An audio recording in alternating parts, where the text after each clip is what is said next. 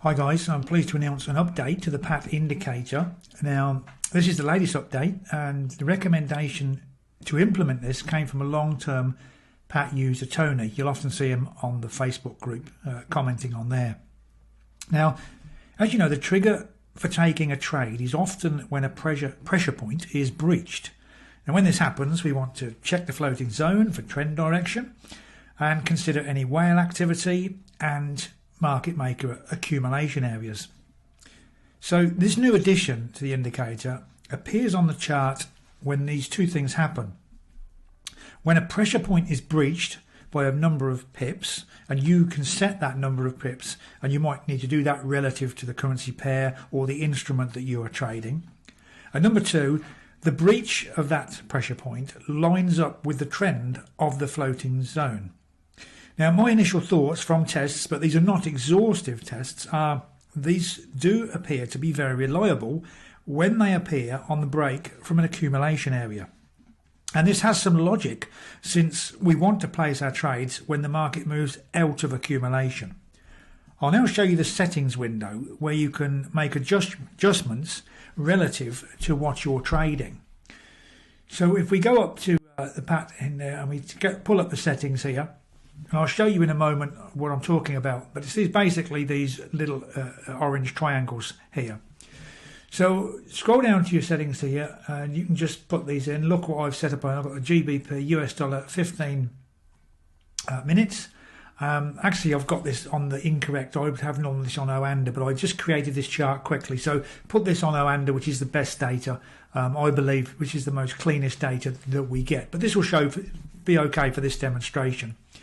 So I've got my all my settings here, as you can see. Wow, sensitivity. I've got market maker accumulation boxes set up 5, 8, 8 and 16 on here.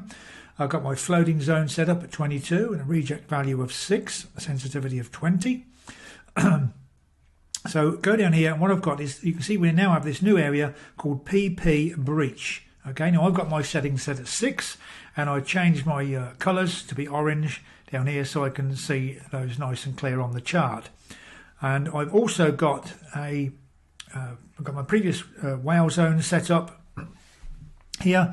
You can see I've just got 3 up here. When I did this and put 5 up, it just scrunched the chart up a little bit too much, so I just put it on 3 for here. But you can have that any setting that you want in there. So that's the settings that we've got set up there. Okay, and like I say, these might want adjusting slightly relative to the currency pair that you are trading.